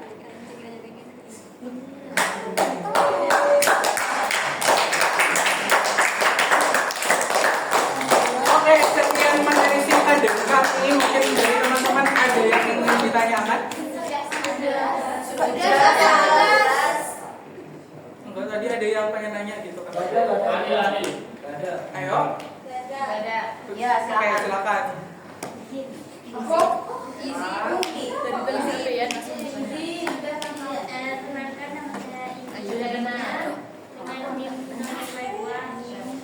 Berbicara tentang dampak lingkungan pada pencemaran udara, karbon monoksida atau Monoksida. gas beracun yang menghasilkan kendaraan bermotor dan bisa berakibat fatal jika terhirup dalam jangka panjang, misalnya saat berada di dalam mobil dengan AC menyala ataupun disebabkan oleh pencemaran udara yang paling sering terjadi akibat polusi dari kendaraan bermotor. Pertanyaannya, mengapa pencemaran udara akibat kendaraan bermotor berkekuatan masih tinggi meskipun pemerintah telah menerapkan berbagai kebijakan pengendalian, dan bagaimana solusi efektif yang dapat dilakukan oleh pemerintah, masyarakat, serta sektor transportasi untuk mengurangi polusi udara tersebut secara berkelanjutan? Oke. Ada pertanyaan lain sebelum saya mendiskusikan? Oke, Tia, silakan. Masih ada. Ayo. Saya mau tanya, jika berbagai regulasi tentang pengelolaan limbah tadi kan sudah dijelaskan, di Indonesia kan sudah ada. Lalu mengapa pencemaran lingkungan masih sering terjadi dan bagaimana efektivitas implementasi kebijakan tersebut di tingkat daerah? Lalu seperti dalam usaha kuliner gacoan itu kan terdapat limbah Usaha kuliner apa? gacoan. Ya. Itu kan terdapat limbah sisa airnya kan. Lalu limbah sisa rebusan air dari proses memasak. Lalu itu termasuk limbah apa dan bagaimana sistem pengelolaan limbah tersebut agar tidak menimbulkan pencemaran lingkungan? Ada lagi teman-teman? Pujia? Sudah. Ada lagi yang mau bertanya? Oke. Izinkan kami untuk mendiskusikan. Ada? Oke. Langsung saja. Yuk. Mau dimulai lagi? Ini kan dari kesimpulan pertanyaannya Mbak Indi itu kan kenapa di daerah perkotaan itu masih banyak pencemaran udara dari faktor transportasi. Kemudian bagaimana Cara untuk menanggulanginya? Oke. Jadi gini ya. Sebenarnya di perkotaan itu memang kan sudah banyak ya, apalagi yang sering ya deket-deket aja lah.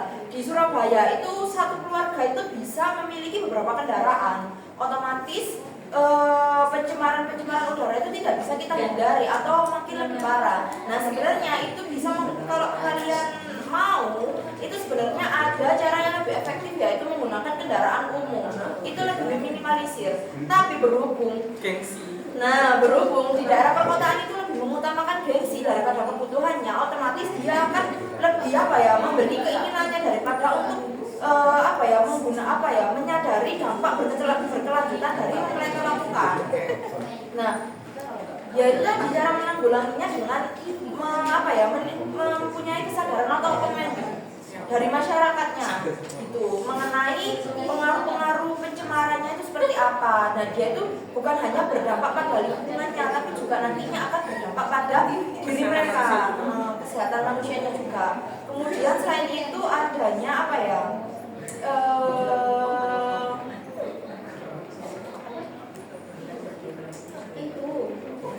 itu pemerintah tadi kan disinggung bahwasanya kenapa pemerintah itu sudah melakukan kebijakan seperti ini, tetapi kok masih banyak pencemaran. Nah, sebenarnya gini teman-teman, kita itu tidak bisa terhindar dari suatu pelanggaran atau juga usaha yang berdiri itu pasti akan melakukan pembuangan sisa-sisa gitu loh.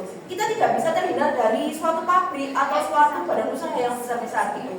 Kita juga saling membutuhkan gitu loh. Tapi pengelolaannya itu juga harus memenuhi baku mutu. Kemudian peran pemerintah itu juga harus terlibat langsung atau terlibat aktif. Jadi pemerintah itu bukan hanya untuk membuat kebijakan saja, tapi dia juga terlibat dalam proses-proses tersebut. Contohnya pemantauan itu juga termasuk dalam kegiatan pemerintah seharusnya.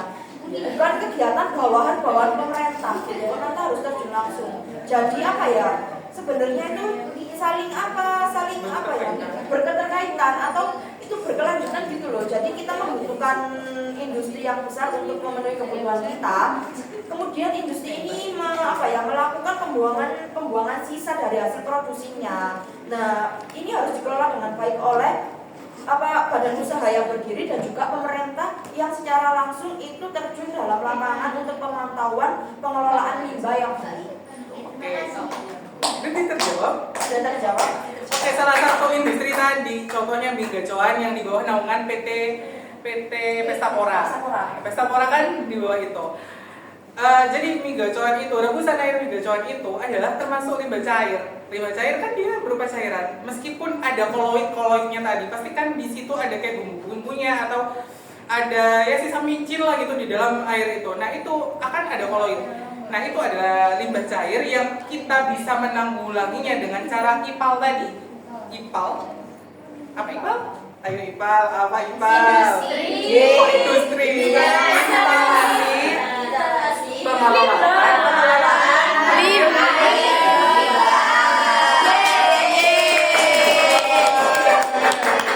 Ya, pokoknya IPAL itu kalau di gacoan itu harus menerapkan IPAL. Karena apa? Karena tadi limbah buangannya itu bisa sangat beracun. Kalau dia tidak disaring terlebih dahulu langsung dibuang itu akan mencemari. Ya, itu harus ada regulasi, kan tidak serta merta ya. Pasti PT Pestapora itu ada badan hukumnya juga. Jadi dia ada supervisornya gitu loh untuk melihat apakah dia sudah melakukan kewajibannya untuk mengelola limbah atau tidak, seperti itu. Kemudian pertanyaannya intinya di Indonesia itu apa? Intinya di Indonesia itu apa namanya? Sudah ada regulasi tertentu gitu kan, tapi masih ada pencemaran gitu. Nah, itu tadi open minded tadi. Ya, kesadaran pada masyarakatnya gitu. Jadi kita tuh nggak bisa tadi saya jelaskan bahwasanya kita tuh tidak bisa terhindar dari pencemaran gitu loh. Nah, kalau semisal ada hal yang muncul, otomatis kita harus ada hal yang menangani gitu loh dari berkelanjutan. Dan jika kalian ketahui teman-teman bahwasanya di gacoan itu, karena kakak saya kerja di gacoan ya teman-teman, itu limbah hasil perebusan itu dimasukkan pada bukan tangki gas trap. Gas trap? Gas trap itu kayak penyaringan minyak gitu. Jadi yang keluar itu nanti nggak sama kotoran. Iya, dan jadi di situ cuma ada air kayak timbunan gitu loh, timbunan air yang dan harus itu dibersihkan. Tuh dibuka, bisa dibuka pakai itu ditutup besi. Nah, itu tuh ada pengelolaan tersendiri, bukan juga karyawan gacoan yang mengelola, tapi ada badan-badan pengelola sendiri. Ada divisinya ada divisinya sendiri. Oke, Apakah pernyataan pernyataan sudah cukup? Oke, sekian presentasi dari kelompok kami. Kalau mungkin ada kesalahan ataupun kekurangan, kami mohon maaf dan terima kasih atas segala perhatian. Wassalamualaikum warahmatullahi wabarakatuh.